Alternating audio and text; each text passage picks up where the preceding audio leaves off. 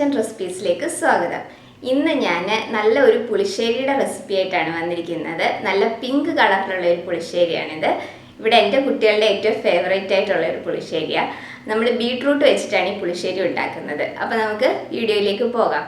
അപ്പോൾ നമുക്ക് ബീട്രൂട്ട് പുളിശ്ശേരി ഉണ്ടാക്കാം. അതിന് വേണ്ടിയിട്ട് ഞാനിവിടെ ചെറിയൊരു ബീട്രൂട്ട് ഇതുപോലെ ക്യൂബ്സ് ആയിട്ടൊന്ന് കട്ട് ചെയ്തെടുത്താണ് വെച്ചിരിക്കുന്നത്. പിന്നെ ഞാൻ പച്ചമുളക് എടുത്തിട്ടുണ്ട്. 2 പച്ചമുളകാണ് എടുത്തിരിക്കുന്നത്. ചെറുതായിട്ടൊന്ന് കീറി എടുത്ത് വെച്ചിട്ടുണ്ട്. അപ്പോൾ പച്ചമുളക് ബീട്രൂട്ടിൻ്റെ കൂടെ ഇട്ട് കുക്ക് ചെയ്യണം എന്നില്ല. അതിന് പകരം തേങ്ങയുടെ കൂടെ അരച്ച് ചേർത്താലും മതി. അപ്പോൾ എരിവ് കുറച്ച് കൂടുതലായിരിക്കും. ഇതിൻ്റെ കൂടെ ഇട്ട് കുക്ക് ചെയ്യുകയാണെങ്കിൽ ഇത്രയും കൂടെ എരിവ് കുറവായിരിക്കും. അപ്പോൾ പിന്നെ ഞാൻ കുറച്ച് കറിവേപ്പിലയും കൂടെ എടുത്തിട്ടുണ്ട്. അപ്പോൾ ഇത് നമുക്കിനി ഒന്ന് കുക്ക് ചെയ്തെടുക്കാം. അതിന് വേണ്ടിയിട്ട് ഞാനിതെല്ലാം കൂടെ ഒരു മൺചട്ടിയിലേക്ക് ഇട്ട് കൊടുക്കുകയാണ്.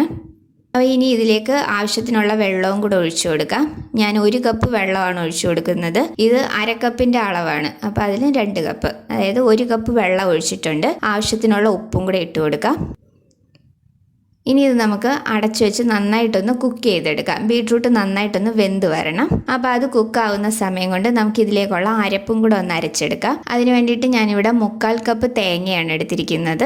1/2 ടീസ്പൂൺ ജീരകം എടുത്തിട്ടുണ്ട്. പച്ചമുളക് ബീട്രൂട്ടിൻ്റെ കൂടെ ഇട്ട് ഇതുപോലെ കുക്ക് ചെയ്യുന്നില്ല എന്നുണ്ടെങ്കിൽ തേങ്ങ അരയ്ക്കുമ്പം അതിൻ്റെ കൂട്ടത്തിലിട്ട് പച്ചമുളകും കൂടെ അരച്ചെടുത്താൽ മതി. അപ്പോൾ ഇത് നന്നായിട്ട് നമുക്ക് അരച്ചെടുത്ത് കൊണ്ടുവരാം. അപ്പോൾ ഇതിനെ അടച്ചു വെച്ച് കുക്ക് ചെയ്യാം. ഇനി നമുക്ക് ഇത് തുറന്ന് നോക്കാം. അപ്പോൾ ബീട്രൂട്ടൊക്കെ നന്നായിട്ട് വെന്ത് വന്നിട്ടുണ്ട്. അപ്പോൾ ഇനി നമുക്ക് അരച്ചു കൊണ്ടുവന്നിരിക്കുന്ന അരപ്പും കൂടെ ഇതിലേക്ക് ചേർത്ത് കൊടുക്കാം. അപ്പോൾ ഇതുപോലെ നന്നായിട്ട് അരച്ചെടുക്കണം. കുറച്ച് വെള്ളവും കൂടെ ചേർത്തിട്ടാണ് ഞാനിത് അരച്ചെടുത്തിരിക്കുന്നത്. അപ്പോൾ ഈ അരപ്പ് നമുക്കിതിലേക്ക് ചേർത്ത് കൊടുക്കാം.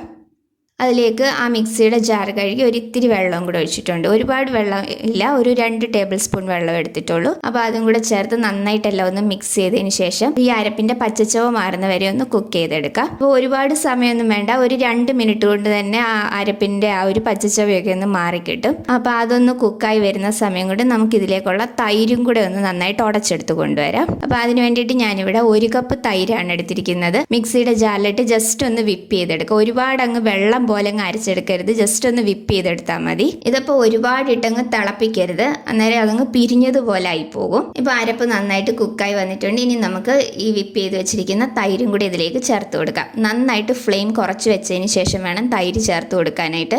തൈര് ചേർത്തതിന് ശേഷം ഇത് തിളയ്ക്കാൻ പാടില്ല, തിളച്ച് കഴിഞ്ഞാൽ അങ്ങ് പിരിഞ്ഞു പോകും. അപ്പോൾ നന്നായിട്ട് ഫ്ലെയിം കുറച്ച് വെച്ച് നന്നായിട്ട് ഇതൊന്ന് ചൂടായി വന്നാൽ മാത്രം മതി. അതുവരെ നമുക്കൊന്ന് ഇളക്കി കൊടുക്കാം.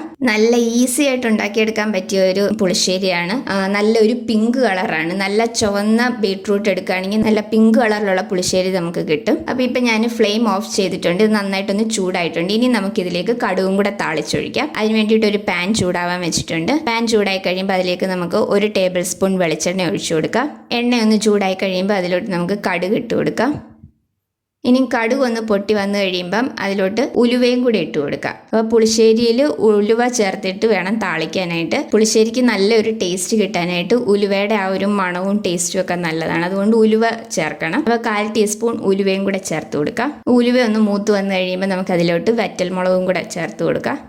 ഇനി ഇതിലേക്ക് കുറച്ച് കറിവേപ്പിലയും കൂടെ ഇട്ട് കൊടുക്കാം. അപ്പോൾ ഇനി ഫ്ലെയിം ഓഫ് ചെയ്തിട്ട് ഈ കടുക് താളിച്ചതും കൂടെ നമ്മുടെ പുളിശ്ശേരിയിലേക്ക് ഒഴിച്ചു കൊടുക്കാം. ഇനി നമുക്കിതൊരു 5 മിനിറ്റ് ഒന്ന് അടച്ചു വയ്ക്കാം. ആ താളിച്ചതിൻ്റെ ആ ഒരു ഫ്ലേവറൊക്കെ ഇറങ്ങാനായിട്ടാണ്. ഇപ്പോൾ ഒരു 5 മിനിറ്റ് കഴിഞ്ഞിട്ടുണ്ട്.